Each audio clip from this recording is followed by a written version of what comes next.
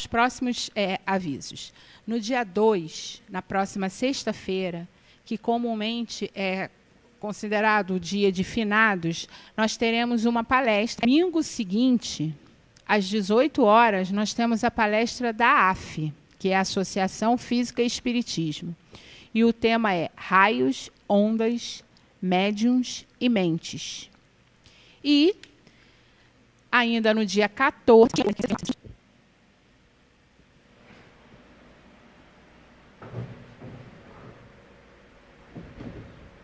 Boa tarde, meus amigos.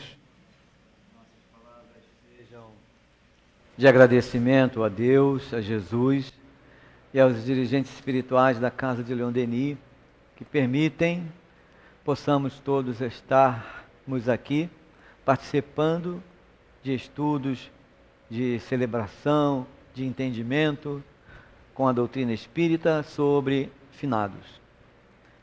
E é uma alegria buscarmos esses momentos na casa espírita, né?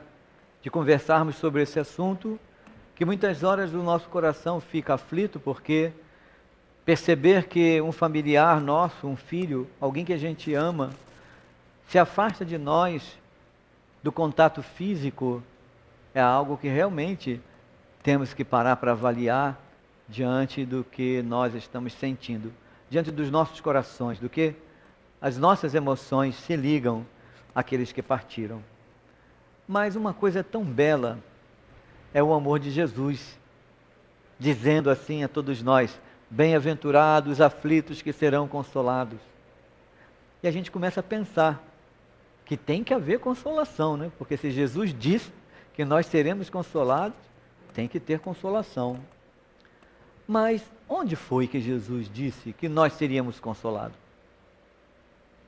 Porque ele disse que um mundo de sofrimento e de dor, haveria prantos e ranger de dentes.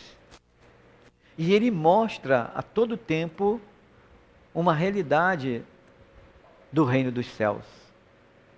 Então a consolação, tenhamos certeza, é essa realidade de identificação do reino dos céus, de algo além do que é a realidade material.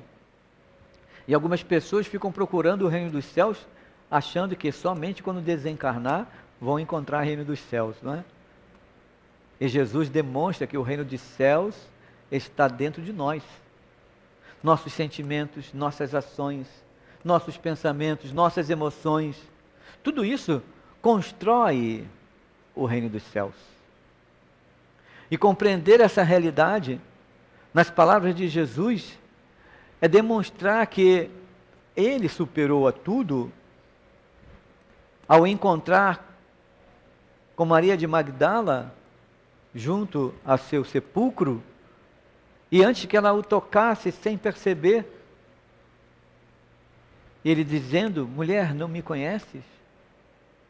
E quando vai lhe tocar, ela diz: não ascendi ao Pai, e antes que eu vá ao Pai, tenho que socorrer a Judas. E Judas, na sua luta imensa, em ter achado que entregando o Cristo ao sumo sacerdote, a Caifás, aos romanos, Jesus poderia fazer todas as coisas que Judas viu que Jesus faria: andar sobre as águas, curar as pessoas, limpar os leprosos, fazer com que os cegos enxergassem, os mancos andassem, demonstrando que a fé de cada um tinha curado a eles, demonstrando que eles não deveriam voltar ao erro para que mal maior não acontecesse, não pecassem mais, e demonstrando que a realidade da felicidade não se encontrava ali, mas na vida do reino dos céus. Judas sabia disso. Tendo vivido com Cristo, e ao entregar Jesus a Caifás, ele percebe que Jesus não se rebela com as suas possibilidades, como Judas achava que o poder do Cristo pudesse fazer com que comprovasse que ele era o Messias e que veio libertar o povo judeu da opressão dos romanos. Mas Jesus veio libertar a todos da opressão um dos outros, veio libertar a todos do medo, da insegurança, do ódio, do rancor, da mágoa. Veio libertar a cada um de nós e até mesmo aqueles que lá, como Caifás, não aceitando que Jesus fosse o Messias, pergunta se ele era rei, dá-lhes bofetadas, manda profetizar, e Jesus demonstra compaixão. Se bate na face, ele apresenta outra face. Se fala que ele é rei, ele diz, você o dizes. Mas ele deixa claro que o reino dele não é deste mundo. O reino do Cristo não é deste mundo. Não é da dor, da violência, da opressão, da mágoa, do sofrimento, das lutas materiais. Ele demonstra isso. Meu reino não é deste mundo. Não é deste mundo material. E mostra a realidade do amor quando crucificado, entendendo os erros de cada um que estava ao seu redor. Do ladrão, que pede para que ele saísse da cruz, de todos os homens que, açoitando a ele e prendendo ele na cruz, dizendo que não sabiam o que faziam os homens, demonstrando o seu amor imenso, algo superior para todos nós. Então, Judas retira a sua vida quando olha Jesus sendo crucificado, acabando tudo. Ele não fez o que podia fazer, podia ter descido da cruz, ter feito alguma coisa. Imaginar o pensamento do nosso irmão Judas. Retira a sua vida, achando que tudo também teria terminado. Mas Jesus, antes de ser tocado por Maria Madalena, porque não havia ascendido ao Pai, organizado o que deveria organizar, e precisava ir socorrer o seu irmão. Vai até o encontro de Judas, nas regiões mais sofridas de um suicídio, e abraça o seu irmão, porque conhecia a fé e a esperança, a dor, a coragem e a transformação que estava no coração dele de algo melhor. E recolhe daquelas regiões de sofrimento o seu irmão. Imaginar o reino dos céus, a busca imensa do que o Cristo passou para todos nós, a demonstração de vida espiritual ao ter encontrado com os discípulos e ter demonstrado aos discípulos que ele permanecia após a crucificação. Imaginar essa realidade para cada um de nós. Pois todos aqueles, tenhamos a certeza, que deixam a sua vida pelas suas próprias mãos, a vida material, são acolhidos, abraçados, socorridos. Médicos, enfermeiros espirituais vão ao encontro de todos. Mas quem apaga a sua vida física, a sua mente também está apagada. A sua luta pela vida também está apagada. Quem apaga a sua vida física e fecha os olhos para a realidade da beleza da natureza, do sol, das flores, da vida, do amor. Ele apagou tudo. Ele retorna para a realidade da vida do espírito, sem um corpo físico, e não consegue ver o sol, as estrelas, a lua, as flores, porque ele não criou isso, essa coragem, essa fé, essa esperança. Ele não lutou por isso na sua vida material. Se ele não buscou socorro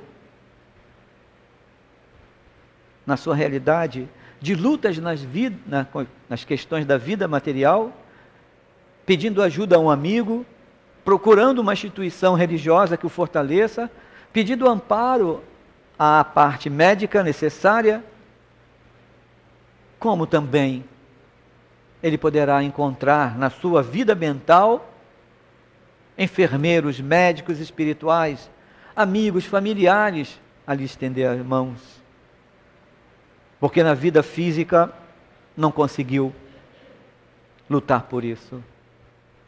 Mas ninguém que retorna para o mundo espiritual deixa de ser amparado, deixa de ser socorrido, deixa de ser amado. Das mais dificuldades que possam aparecer na vida física e no desenlace, ninguém deixa de ser amado. Os judeus, sabendo disso e compreendendo com as palavras do Cristo, a demonstração do Cristo, lutavam também para demonstrar diante das dificuldades daquela época. Hoje nós estamos mais evangelizados, não é? Temos 2018 anos do Evangelho do Cristo. Quantas encarnações já passamos e estamos um pouquinho mais conscientes dessas realidades espirituais. E mesmo assim sofremos. Quantas existências.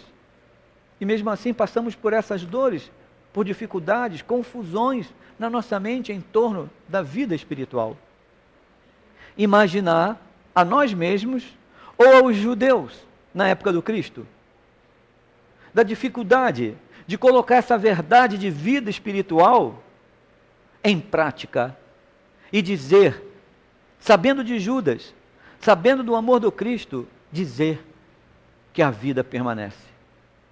Demonstrar que a vida continua. Demonstrar através da mediunidade que sempre houve em todos os tempos, a visão, a audição, a percepção no toque, na fala, demonstrar que aqueles que partiram estão vivos. E isso era tão pleno que os judeus iam para as covas, para as tumbas, para as cavernas, aonde ficavam os restos mortais dos seus familiares. Aqueles que tinham condições de ter tumbas e cavernas, porque não eram todos que tinham condições, não. Muitos, sabendo que a vida espiritual permanecia e que os familiares vinham cobrar das suas coisas materiais e das suas relações, vinham cobrar atitudes. Porque imaginar, hoje, se a gente desencarnar e no mundo espiritual, a gente trabalha para deixar a casa própria para a nossa família, não é? Para os filhos. A gente luta por isso para deixar a dignidade para eles. Desencarna logo depois que quita a casa, né? Terminei minha fase. Aí, pum, tem um infarto, desencarnou. Mas cumpriu sua missão, não é? Deixei meus filhos bem, organizei todos eles formados. Ai, que bom.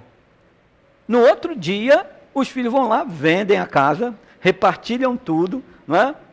Se modificam, pegam aquilo que é o material que o pai tanto trabalhou para deixar para eles, e muitos não sabem dar proveito. Imaginar o espírito desencarnado, dando continuidade na sua vida espiritual, querendo ir mergulhar nas alegrias espirituais que o Cristo falou do reino dos céus, porque ele foi um homem bom. Mas olha toda aquela situação e fica inconformado. Fica inconformado? Quantos de vocês já ouviram falar que às vezes um familiar desencarna, um pai ou a mãe ou quem for, e nessas situações sentem nos sonhos, sentem nas lutas das famílias, eles presentes ainda. Porque as lutas materiais, as dificuldades emocionais continuaram. E o espírito, que tem que deixar a sua alegria perdurar nele e buscar a realidade do mundo espiritual, do reino dos céus, com paz, não consegue. Isso nos dias de hoje, hein, que estamos evangelizados. Imaginar, na época do Cristo, quando esses espíritos vinham, porque ainda apegados, muito mais do que nós, aos bens materiais, ao poder, a tudo isso, cobravam intensamente. E as questões familiares, podem ter certeza, tinham muito mais problemas. Não tínhamos sociólogos, psicólogos, não é? Profissionais, terapeutas, para ajudar tanto, não é? Imaginar. Como não devia de ser difícil. Então os judeus recebiam os seus familiares desencarnados. E o que eles faziam? Iam para as tumbas conversar com eles. Algumas vezes interesses particulares, pessoais, outras vezes dizendo, olha, está tudo que é seu aqui, não nos perturbe mais. Alguns judeus, sabendo dessa questão, começaram a fazer as preces, as orações, para os seus familiares não virem cobrar mais, e criaram um método para isso, conhecendo a realidade da vida espiritual que os cristãos vivenciaram logo em seguida ao Cristo. Os cristãos, com toda a sua certeza, na plenitude de vida espiritual, após terem ido para o círculo romano, sendo devorados pelos leões ou queimados, porque eles tinham plena certeza da realidade da vida espiritual. E essa certeza não fazia com que eles sofressem. Os judeus sofrendo, e os cristãos sofrendo menos, com plenitude, com certeza da vida espiritual. Todos dois pegavam as coisas dos seus familiares, porque sabiam que o mais importante não era o que era material. E naquela época, os pertences pessoais de quem desencarnou eram colocados junto com o corpo, ungido, enrolado, e sobre um precipício, numa plataforma de madeira. E quando o corpo, nessa plataforma, com todas as suas coisas materiais, o corpo era queimado, o corpo caía então naquele precipício, com todos os bens materiais, e o pensamento de despedida do que era material, porque não poderia haver mais cobrança, porque os pertences materiais foram também com quem se despede. E também a certeza de que não pudesse haver cobrança espiritual, porque eles estavam fazendo orações, se despedindo, para que continuassem em paz. A ideia permanece. Nos dias de hoje, e depois de 5 séculos, os cristãos conseguiram, após o 3º século do Cristo, deixarem de ser perseguidos. E esse posicionamento de fazer as orações, de fazerem as preces, mentalizando Jesus, que havia ido buscar Judas de sua luta, mentalizando os cristãos, que tinham ido por mártire entregar sua vida física, porque sabiam da realidade da vida espiritual, mentalizando os judeus que acreditavam na vida após a morte. Eles fizeram um dia específico para as preces aos mortos. Na época do cristianismo, que conta do 3º século de Constantino em diante, os cristãos tomaram conta, de certa forma, dos objetivos dessa prática. E para organizar essa prática, tentavam colocar essa prática uma vez por ano, sem uma data específica, para que isso fosse controlado, de certa forma. As indulgências também aconteciam. E como a prática da oração, antes feita pelos judeus, entregando todos os pertences, essa prática que foi acontecendo, onde a igreja, após o 3º século, contornando e dominando o Império Romano, colocou imposições para as próprias orações.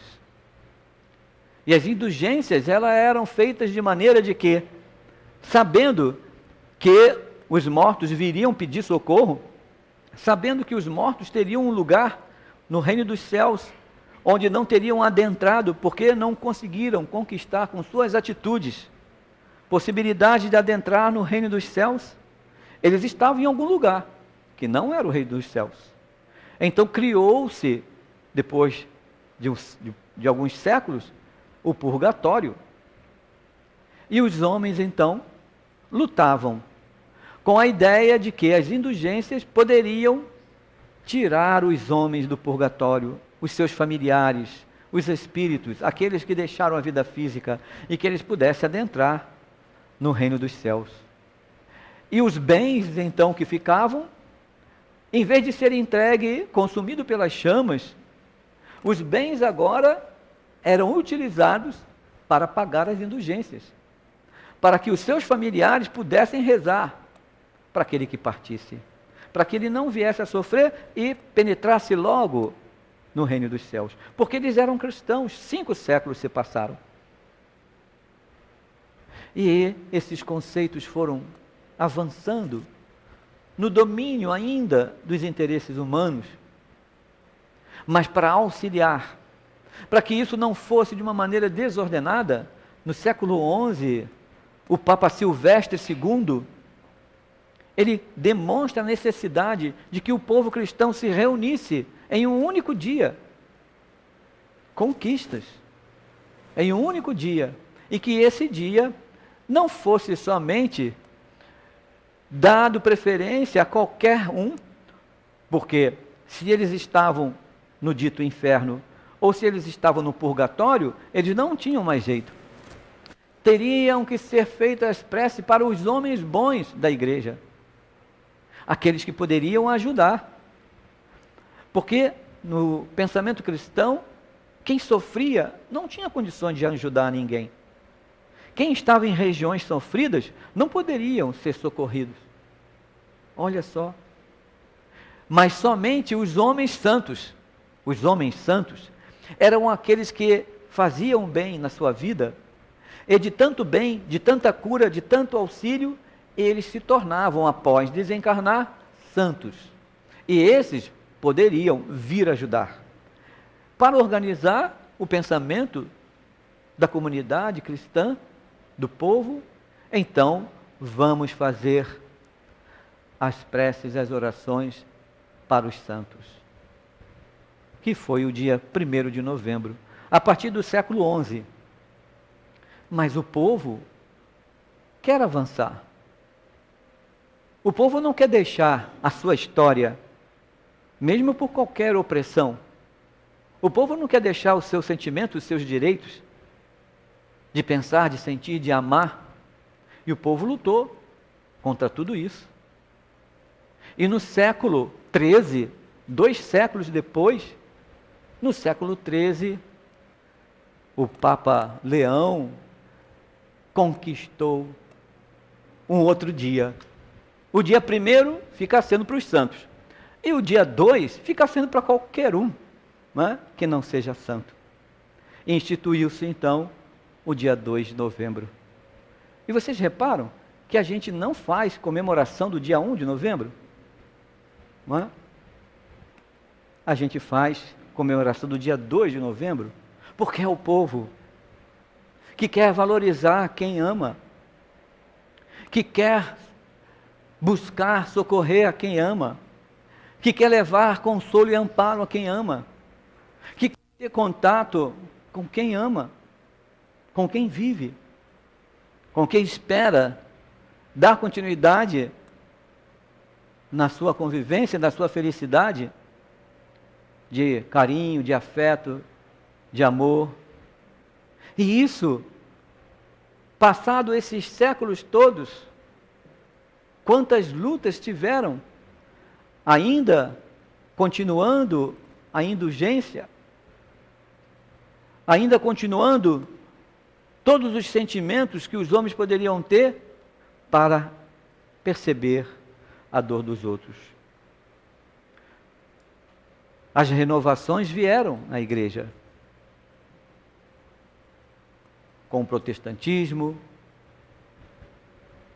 com o sentimento profundo de Francisco de Assis, renovando também o sentido da igreja no interior, demonstrando que a vida espiritual está em nós e não fora de nós, que a igreja está em nós, é o que nós construímos no nosso templo interior. Não precisamos de matéria física, não precisamos de prédios, precisamos de construir esse templo em nós. Então ele estará conosco em qualquer lugar. Francisco de Assis mostrou isso na natureza, no templo interior com Deus, com Jesus na natureza. Transformações aconteceram. Necessidade de entendimento veio à tona para todos nós na história, e tenhamos certeza, nós todos vivemos parte dessa história, porque somos espíritos, avançando em cada existência, reencarnando, construindo a estrutura familiar, trocando de posição nessa estrutura familiar. Viemos como filhos, viemos como pais, viemos como irmãos, como amigos, unindo o objetivo de todos nós, não na estrutura física do corpo, mas na nossa relação de sentimento, de amor, de união, compreendendo com Jesus e hoje, com a luz da doutrina espírita, que nós todos somos irmãos, filhos de Deus, e lembrando a Jesus, bem-aventurados os aflitos que serão consolados. Onde está a consolação? Então, vamos lembrar Jesus quando fala de família espiritual, quando batem à porta do Cristo, ou seja, a porta da casa onde o Cristo estava, junto aos seus discípulos, e dizendo: mestre, sua mãe e seus irmãos estão lá fora. Eles estavam querendo que Jesus saísse, e diziam lá ainda no texto, no Evangelho, que eles pensavam que Jesus havia perdido o espírito, ou seja, ficado louco. Seus irmãos pensavam isso. E Jesus se levanta e diz: quem é minha irmã, meu irmão e minha mãe? Todos aqueles que fazem a vontade do meu Pai, que está nos céus. Esse é minha irmã, meu irmão e minha mãe. Olha para os discípulos e senta-se novamente.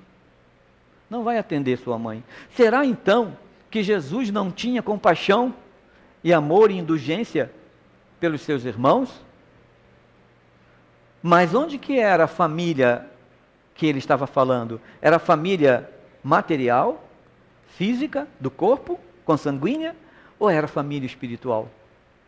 Então, meus irmãos, quantas vezes no nosso lar nós temos pessoas, irmãos, filhos, pai, mães, amigos, aqueles que estão próximos do lar, vizinhos, que fazem parte de uma família consanguínea e de uma família espiritual. Às vezes o vizinho é mais nosso irmão do que o próprio irmão consanguíneo. Às vezes temos dificuldade nas diferenças daqueles espíritos que precisam estar no mesmo lar, na mesma família. Então eles têm que nascer por aquele pai e por aquela mãe. Mas são espíritos que estão galgando em várias encarnações a necessidade do amor, do perdão. Mergulham na mesma família e se encontram como irmãos. Espíritos que precisam ser amados e encontram no pai e na mãe o amor que ainda é poderoso, o amor que ainda é dominador, por conta da postura de cada um. Mas encontra o carinho, a vontade de ter o filho progredindo, a vontade de vê-lo feliz e a reconciliação podendo acontecer. Quantos lares estão assim?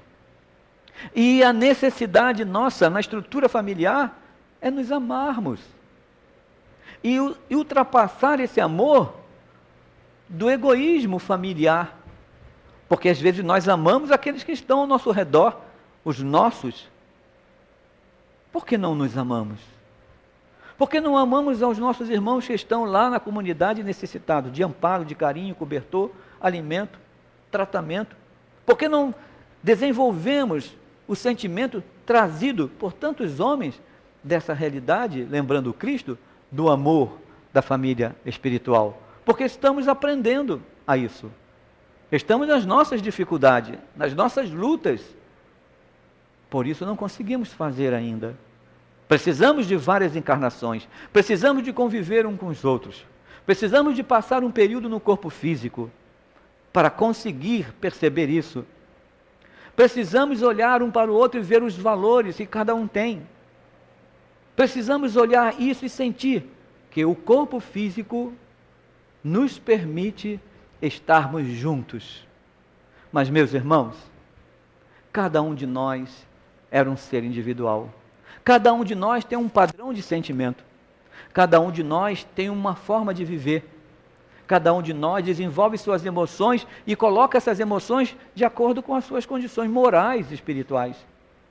Então, cada um de nós tem um campo de família por afinidade, por convívio, por carinho, por tratarem bem um do outro. E quando nós desencarnamos, quantas vezes aqueles que ficaram, às vezes pensam assim: eu gostaria de ter tido mais tempo para pedir perdão. Eu gostaria de ter tido mais tempo para dizer eu te amo. Eu gostaria de ter tido mais tempo para eu poder desenvolver com ele as nossas necessidades de progresso juntos. Eu gostaria de ter mais tempo para dar um abraço. Quantos espíritos retornam e pelo intermédio da comunicação, hoje em dia, não procuram tanto as questões materiais, mas, sendo instruídos do mundo espiritual, eles vêm falar do amor, vêm pedir perdão, vêm perdoar, vêm dizer da proposta do crescimento, do avanço. O quanto esses espíritos estão sendo também orientados para que as suas falas sejam algo positivo, para quem fica carregando ainda a dor da perda. A família espiritual se conquista por isso. Quando nós desencarnarmos, será que nós vamos encontrar com aqueles familiares que trabalharam no bem? Será que nós vamos encontrar com aqueles outros que se perderam na jornada da vida física, às vezes no caminho do crime? Onde estarão eles? Como nós poderemos conviver com eles? O que é a construção da vida espiritual? Qual é essa realidade? A doutrina espírita vem trazer orientações claras, seguras, com relação a isso, mostrando que reino dos céus, vida espiritual, é a construção através do nosso pensamento. É ver o que os nossos olhos conseguem ver. Pois bem-aventurado o aflito que será consolado. Porque tem pessoas que têm os olhos fechados na vida física. Tem pessoas que não têm pernas para andar, braços para se locomover e abraçar. E tem resignação, tem paz, tem confiança no amor de Deus, na justiça de Deus. E procuram estar ali demonstrando essa resignação. E se eles são assim, tenhamos certeza, quando eles deixam o corpo físico, são como pássaros que saem de uma gaiola e se sentem livres. E podem andar, podem ver, podem falar, sentir, tocar na realidade da vida espiritual deles. Podem às vezes até voltar e falar para os seus familiares dessa realidade. Mas tem pessoas que têm olhos para ver no corpo, braços, pernas, dito um corpo são, mas não conseguem usar. Não damos valor ao que temos. Perdemos tanto tempo com as dificuldades, com os problemas, com as questões materiais, com tudo o que ainda corrói o nosso coração, como a traça e a ferrugem do que é material. Um dia nós vamos ter que deixar tudo isso, e nada disso é nosso. Mas os sentimentos que nós vivemos em cada momento desse da nossa vida, na convivência com nosso irmão, com pai, com mãe, na sociedade, trabalhando os sentimentos dentro de nós, de termos mais paz, mais dignidade, de termos mais esperança, mais amor. de termos mais luta pelo bem, pelo belo, pela natureza, pelo entendimento de vida espiritual, com certeza, independente de qualquer credo, nós estamos construindo o reino dos céus dentro de nós. Mas se nós não soubermos usar isso, tendo toda essa ferramenta nas nossas mãos, olhos, pernas, braços, para fazermos a construção do bem, quando nós desencarnarmos, será que nós vamos estar nas fileiras de trabalhadores com o Cristo? Será que nós vamos estar unidos a outros que trabalhavam e lutavam por esse bem? Qual será o nosso grupo de amizade, de interesses, de hábitos? Qual será? Dos hábitos e interesses materiais ou dos espirituais? Estando no corpo, temos que ter o hábito de cuidar do corpo, valorizar o corpo, porque ao deixar o corpo, esse valor da vida estará em nós, na realidade de todos nós. De cuidar com os braços, de abraçar a quem está ao nosso lado, porque esse valor do abraço estará em nós, e poderemos irradiar esse abraço muito mais amplo do que o braço físico. Se temos olhos, e valorizar os olhos e poder ver as dificuldades e as lutas humanas, e tentar fazer algo junto com outros, para aliviar o sofrimento dos outros, ao irmos para o reino dos céus, na vida espiritual, nossos olhos poderão ver bem mais, identificar muito mais, através do amor e da certeza para a nossa vida. Se temos pernas, para nos locomover e ir ao encontro dos nossos interesses materiais, trabalharmos e lutarmos por eles, conquistar, imaginar. Com essa vontade, com essa certeza, pelo bem, no mundo espiritual, poderemos ir ao encontro de muito mais, de outras realidades, de projetos espirituais superiores, conhecendo algo mais além do que nós estamos vivendo aqui. A doutrina espírita vem demonstrar isso com clareza, vem fazer com que isso seja parte da nossa vida no corpo, vem fazer com que a gente sinta isso e desenvolvamos juntos, uns com os outros, o sentimento de irmãos, lutar por esse sentimento real em nós e fazer com que isso seja verdadeiro, pouco a pouco, dizer eu te amo para as pessoas, sentir a alegria de ver o outro progredir, compreender as ofensas que chegam a cada um de nós e termos indulgência e entendimento das falhas ao nosso redor, é crescimento íntimo. Isso é família. Isso é sermos irmãos. Então, meus amigos, quando a doutrina espírita propõe o estudo de bem-aventurados aflitos que serão consolados, na fala do Evangelho, segundo o Espiritismo, capítulo 5, item 21, dizendo que se Deus vem e retira, vou ler o texto, quando a morte vem até vossas famílias, levando, sem critério algum, os jovens ante dos velhos, muitas vezes dizeis, Deus é injusto, Deus não é justo, porquanto sacrifica o que é forte e cheio de vida, para conservar aqueles que vivem muitos anos plenos de decepções. Leva aqueles que são úteis e deixa os que não servem para mais nada. Parte o coração de uma mãe, privando-a da inocente criatura que fazia toda a sua alegria. Humanos, é nisso que tendes necessidade de vos elevar acima do terra a terra da vida, para compreender que o bem muitas vezes está lá onde se acredita ver o mal. E saiba que a previdência, onde se vê e crer que é cega a fatalidade do destino. Porque avaliar a justiça divina pelo valor da vossa, podeis pensar que o mestre dos mundos queira, por um simples capricho, vos fazer sofrer penas cruéis? É uma grande infelicidade dizeis que uma vida tão cheia de esperança seja interrompida tão cedo. De quais esperanças falar? Das esperanças da terra, onde aquele que desencarnou poderia brilhar, fazer a carreira e a sua fortuna? sempre essa visão estreita que não se pode elevar acima da matéria.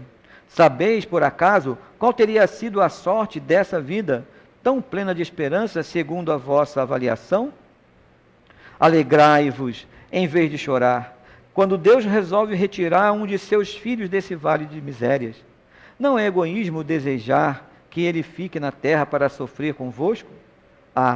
Essa dor se concebe naquele que não tem fé e que vê na morte uma separação eterna. Mas vós, espíritas, sabeis que a alma vive melhor, desembaraçada de seu invólucro corporal. Mães, vós, sabeis que vossos filhos bem-amados estão perto de vós. Sim, eles estão bem perto. Seus corpos fluídicos vos cercam. Seus pensamentos vos protegem. Vossas lembranças os enchem de alegria. Mas também as vossas dores são razão que os afligem. Porque elas denotam a falta de fé e porque são uma revolta contra a vontade de Deus. A doutrina espírita vem trazer para todos nós, de maneira a entendermos, nos bem-aventurados aflitos, quando estivermos no corpo físico, passando por qualquer dificuldade, saibamos compreender que essa consolação estará na realidade do reino dos céus, construída em cada um de nós, passo a passo, dia a dia. E tenhamos a certeza que muitas vezes aqueles que partem para o mundo espiritual por uma razão desconhecida ou por um problema de doença física, porque chegou o seu estágio e a sua hora de desencarnar, ou até mesmo num acidente de carro, onde não havia razão para acontecer, tenhamos certeza, o momento do desenlace para aqueles chegaram. O momento dessa liberdade chegou. E se ele foi bem-aventurado, e se ele passou suas aflições com resignação, com esperança, com paz, com confiança na justiça e no amor de Deus, tenhamos certeza que os seus olhos verão a luz espiritual, seus braços poderão ir mais distante, seu sentimento de amor poderá vir e acolher e consolar os nossos corações. Mas quantos partem para a realidade da vida espiritual sem ser bem-aventurado nas suas aflições, com rancor, com mágoa, com insegurança, com ódio no coração, com as dificuldades de lidar uns com os outros, caminhando pelo abismo da vida material, em vários destinos cruéis que a vida traça e muitos se deixam levar. Quando esses partem para o mundo espiritual, o que eles construíram na sua vida física? E quanto eles precisam de cada um de nós? Então a doutrina espírita vem fazer a gente ficar feliz, vem fazer a gente se alegrar por aqueles que partiram com segurança, venturosos, cumpriram a sua parcela no amor e na justiça de Deus. E vamos pedir a eles que possam, no momento possível deles, nos abraçar também em nossas dores. E da mesma maneira, ficar feliz quando aqueles que partem no sofrimento, a felicidade de darmos continuidade e irradiar para eles esperança, segurança, paz. Irradiar para eles aquilo que eles não podem sentir, mas que nós estamos tendo a certeza que existe. O abraço, o envolvimento de bons espíritos, de médicos, de enfermeiros espirituais, lembrando a Jesus que foi ao fundo da realidade espiritual, da consciência do seu irmão Judas, e o retirou pela fé que ele tinha no Cristo, pela certeza que ele tinha no Cristo, de que o Cristo poderia fazer algo, e o Cristo fez por ele. Essa certeza Judas tinha para o mundo, e Jesus sabia disso. E é essa certeza que nós temos que ter para nós inicialmente. Porque o amor do Cristo, com a visão e a fé de cada um de nós, e os trabalhadores espirituais que vão nas regiões mais sofridas, abraçam, socorrem os nossos familiares, que deixaram a vida física em muitos sofrimentos. Abraçam a eles. Os nossos pensamentos e as nossas preces, as nossas orações servem de alívio para as suas dores. E eles encontram na casa espírita, eles encontram no ambiente espiritual o abraço e o socorro do Cristo, como todos irão receber. Isso é a certeza de comemorarmos o dia de finados, não somente no dia 2 de novembro. Vamos comemorar esse dia todos os momentos. Vamos comemorar esse dia quando nós sentirmos a presença, quando nós sentirmos o abraço, ou a saudade, ou o sofrimento daqueles que partiram. Vamos comemorar o amor do Cristo, o socorro do Cristo na realidade da vida espiritual. Então não haverá o dia de finados. Haverá o sentimento desse dia em nossos corações.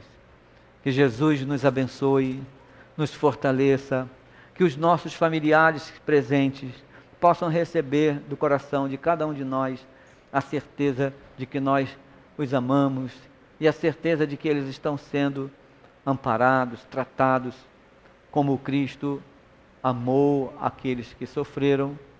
O Cristo vem, com certeza, abraçar aqueles que estão aqui presentes. A todos nós. Graças a Deus.